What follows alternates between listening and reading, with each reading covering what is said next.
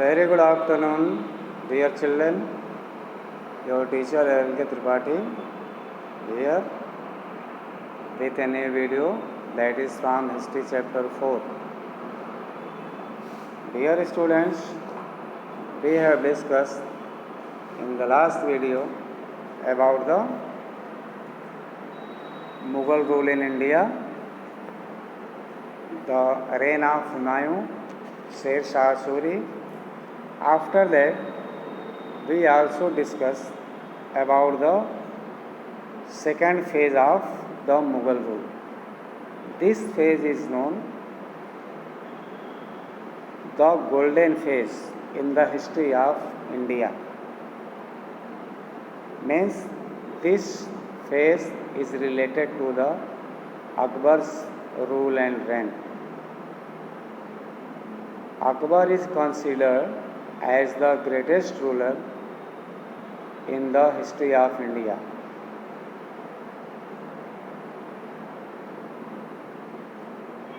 In the same concern, after Akbar's discussion, we will discuss about Jahangir, who was his successor or son. Jahangir's period is thought to be from 1605 to 27, means 1627. Let us study about Jahangir's reign and his period.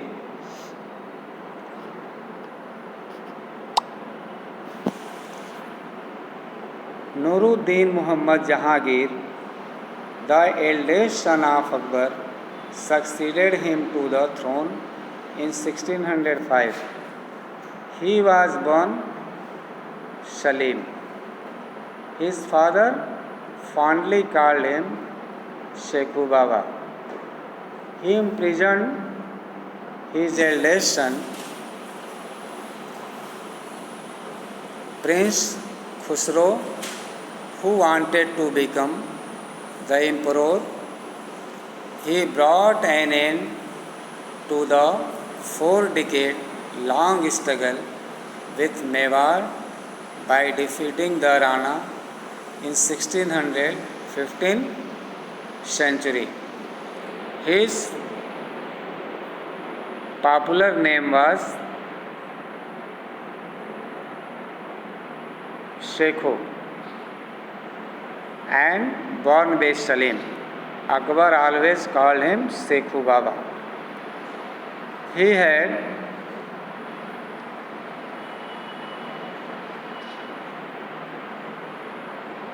one more son, eldest son, Prince Khusro.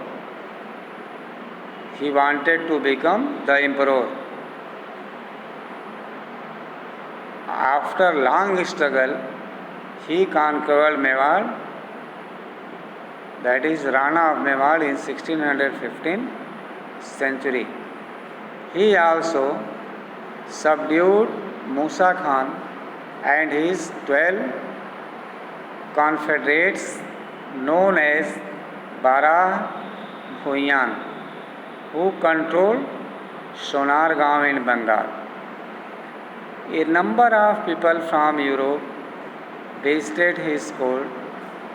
These included William Hawkins and Sir Thomas Roy, who visited his court with the aim of securing trade concessions.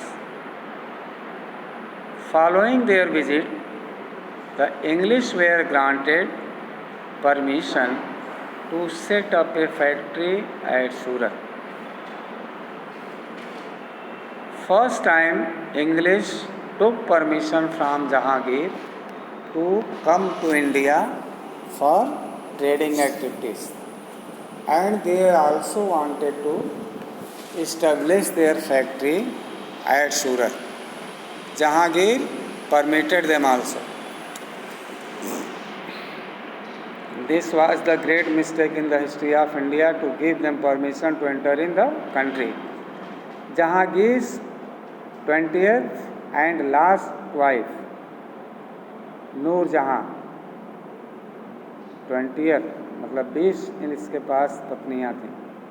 नूर जहाँ real name Mehrunnisa was a talented, courageous and intelligent woman. She exercised considerable influence in royal affairs. She promoted her family members to important posts in the administration and stuck coins in her name during the last years of Jahangir's reign. Noor Jahan, his very means most loving wife, we can say, was very intelligent and brave lady. She also took part in the administrative activities. Time to time, she took decision by her own, and also she put to enter her family members in Jahangir's reign at important position and post. Around the same time, a struggle for power began between Noor Jahan and Jahangir's son, Prince Khurram. इस बीच में जहांगीर के बेटे के बीच में जो Prince Khurram था, जो बाद में चल के शाहजहां होता है, और नूर जहां के बीच में स्ट्रगल हुआ। इनमें एक कॉन्फ्लिक्ट शुरू हुआ। Jahangir was deeply fascinated by art and architecture. He was a keen naturalist and bird watcher. His autobiography, Tuzuk-e-Jahangiri, is a vital source of information about his reign. It also records his detailed description of plants and animals. He was deeply influenced and attracted by the natural beauty of the country. Also, he was very much fascinated to the art and architecture. In his autobiography, it is clearly mentioned that is तुजुक-ए-जहांगीरी, मतलब जहांगीर के जीवन पर आधारित जो भी कहानियाँ हैं, इससे हम जहांगीर के बारे में बहुत सारी जानकारी मिलती है हमको। अब हम शाहजहां को देखते हैं। 1628 to 58 century. Shahjahan, the son of Jahangir, ascended the throne in 1628. His name in Persian means king of the world. Before ascending the throne, he was known as Prince Khurram. During his reign, the three major Deccan states of Bijapur, Golconda and Ahmednagar were subjugated.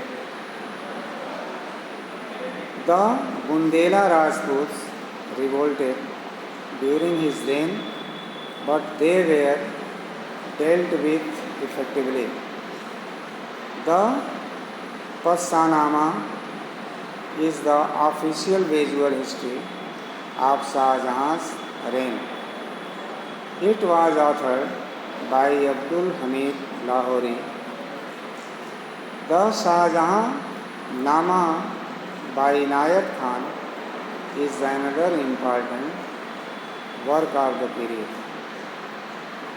Shahjahan ruled his empire with a firm hand and kept himself informed and updated about minute details of the administration and military campaigns.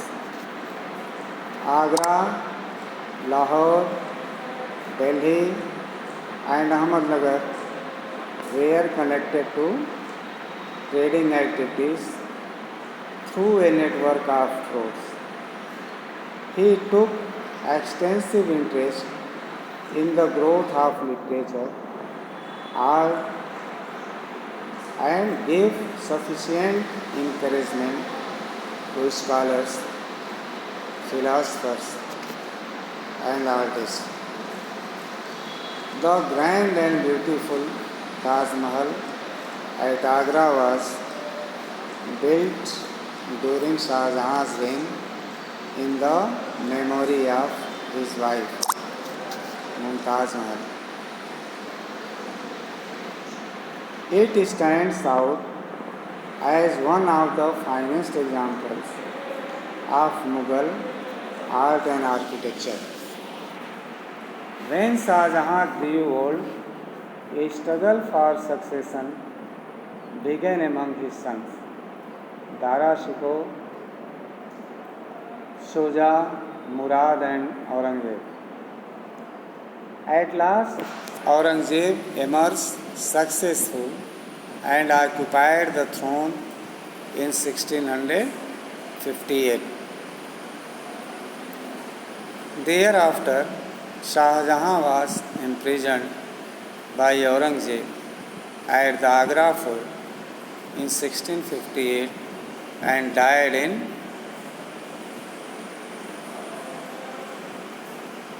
captivity in 1666. Aurangzeb Shahjahan की मृत्यु के बाद उसके चारों बेटों में बहुत झगड़ा शुरू हुआ, आपस में लड़ते रहे, जिसमें से दारा शिकोह, शुजा, मुराद, Aurangzeb was more violent and aggressive. As a result,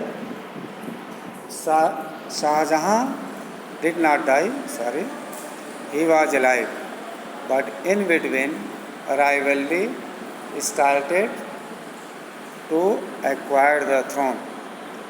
Ultimately, Aurangzeb captured the power and Shahjahan was put prisoner and blinded eye he was kept in Agra fort. Aurangzeb assumed the power in 1658 to 1707. Shahjahan की मृत्यु के बाद औरंगजेब गद्दी पर बैठता है और मुगल साम्राज्य को अपने हाथ में ले लेता है. Aurangzeb ascended the throne in 1658 century after winning the war of succession against his three brothers. He ruled for almost 50 years and adopted the title Alamgir. During his reign, the Mughal Empire reached its zenith and covered almost the entire subcontinent.